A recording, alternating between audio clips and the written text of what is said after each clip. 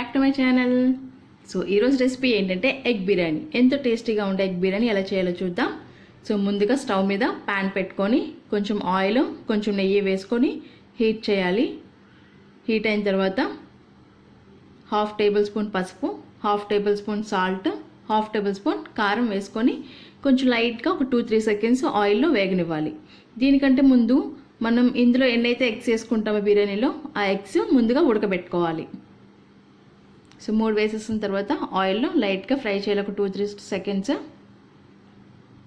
So fry అయిపోయిన తర్వాత ముందుగా ఉడకబెట్టిన ఎగ్స్ని ఇందులో వేసుకోవాలి. సో ఒక 2-3 ఘాట్లు పెట్టుకుని ఎగ్స్ని కనుక ఫ్రై చేసుకున్నట్టయితే చక్కగా నీట్గా ఉప్పు కారం పడుతుందన్నమాట. సో లైట్గా ఫ్రై అయ్యేంత వరకు ఉంచుకోవాలి. సో ఫ్రై అయిపోయాయి, పక్కకు తీసేసుకుందాం. సేమ్ అదే ప్యాన్లో మనం బిర్యానీలో ఎన్ని అయితే వేసుకుంటామో అన్ని కాజు వేయించుకోవాలి. సో వేగే లోపల ఏంటంటే పక్కన బౌల్లో నేను వాటర్ వేసుకొని బాస్మతి రైస్ని ఉడికించుకుంటున్నాను. సో ఒక 90% ఉడకాలన్నమాట, ఫుల్గా ఉడకకూడదు. సో మన కాజు కూడా అయిపోయాయి. సేమ్ ప్యాన్లో కావాలంటే మనం కొంచెం ఆయిల్ వేసుకోవచ్చు. సో నాకు అవసరం లేదనిపించింది. సన్నగా తరిగిన ఉల్లిపాయలు అనమాట. సో ఇవి ఏంటంటే బాగా గోల్డెన్ బ్రౌన్ కలర్ వచ్చేంత వరకు వేయించాలి. సో చూసారా, అలా రావాలన్నమాట. సేమ్ ప్యాన్లో ఇప్పుడు బిర్యానీకి తగ్గట్టు చేద్దాం. సో బిర్యానీ ఆకు, బిర్యానీ పువ్వు, జాపత్తి, చెక్క, లవంగాలు, యాలకులు వేయాలి. సో ఇవి లైట్గా ఒక 2 సెకండ్స్ ఆయిల్లో వేగిన తర్వాత, సో ఇది చాలా టేస్టీగా ఉంటుంది, కొంచెం వెరైటీగా కూడా ఉంటుంది అనమాట ఎగ్ బిర్యానీ. సో చికెన్ బిర్యానీకి, వెజ్ బిర్యానీకి, ఎగ్ బిర్యానీకి డిఫరెన్స్ అయితే ఉంటుంది ఖచ్చితంగా. సో ఎగ్ బిర్యానీ చాలా బాగుంటుంది. సో ఇప్పుడు లాక్డౌన్లో చికెన్ దొరకట్లేదు కాబట్టి ఎగ్స్ దొరుకుతున్నాయి కాబట్టి హ్యాపీగా ఎగ్ బిర్యానీ చేసుకోవచ్చు. సో ఇప్పుడు సన్నగా తరిగిన పచ్చిమిర్చి వేసుకున్నాం. ఒక మీడియం సైజ్ టొమాటో వేసుకున్నాం, చిన్న పీసెస్గా కట్ చేసుకొని. కొంచెం ఆనియన్స్ వేసుకున్నాం, ఎందుకంటే ఆల్రెడీ ఇందాక ఫ్రై చేసుకున్నాం కదా, అవి వేసుకుంటాం అనమాట. అందుకే ఒక 1/2 ఆనియన్ మాత్రమే వేసుకున్నాను. కొంచెం పసుపు, 1/2 టేబుల్ స్పూన్ చాలు, ఎందుకంటే ఆల్రెడీ వేసాం కదా ఆయిల్లో ఇందాక.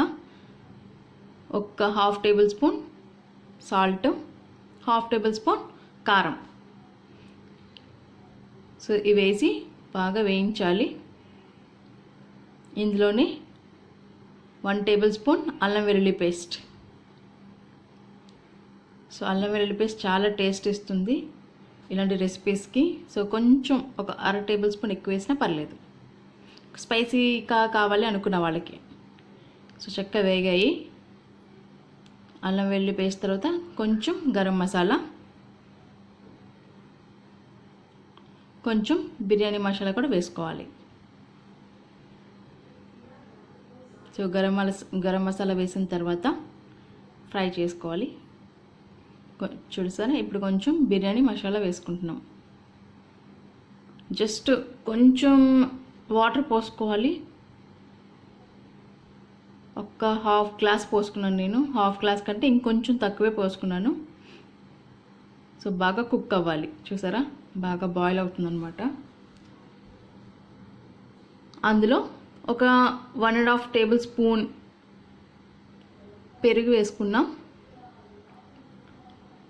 ఒక 1/2 లెమన్ వేసుకుంటున్నాం.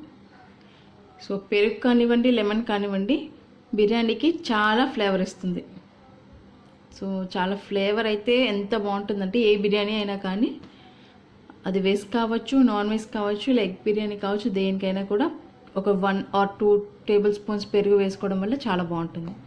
సో ఈ మొత్తం బాగా కుక్ అయిపోయాయి. ఇందాక మనం 90% ఉడికించుకున్నాం కదా బాస్మతి రైస్ని, అదే ఒక లేయర్లా వేసుకోవాలి. సో సపరేట్గా మీరు మళ్ళీ వాటర్ ఏం వేసుకోవసరం లేదు. చూస్తే నేను ఎక్సెస్ వాటర్ లేకుండా ఉన్న కొంచెం వాటర్ పోసుకొని దాంట్లోనే బాస్మతి రైస్ని ఉడికించాను అనమాట. సో ఒక లేయర్లా వేసుకున్నాను, చూస్తారు కదా. సో అలా వేసుకోవాలన్నమాట. ఆల్రెడీ మనం ఫ్రై చేసి పెట్టుకున్న కాజు, సో మీకు ఎన్ని కావాలంటే అని వేసుకోవచ్చు. సో ఇంకా లేయర్లో వేయాలి కాబట్టి నేను ఉంచాను అనమాట.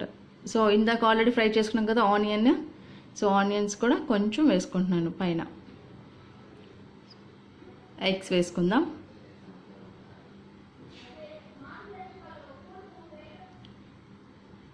సో ఎగ్స్ కూడా అలా వేసుకుందాం.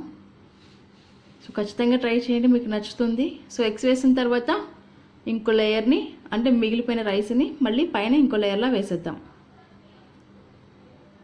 సో సపరేట్గా మనం కలర్ కూడా వేయాల్సిన అవసరం లేదు, మీకు తెలుస్తుంది అయిపోయిన తర్వాత చూడండి. సో చాలా బాగుంటుంది. సో లేయర్లా వేస్తాం కదా.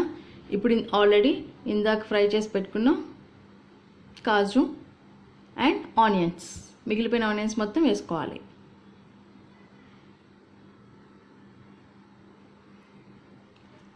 చూసారా, మనం ఏ కలర్ వేయకపోయినా కూడా కలర్ఫుల్గా ఉంది.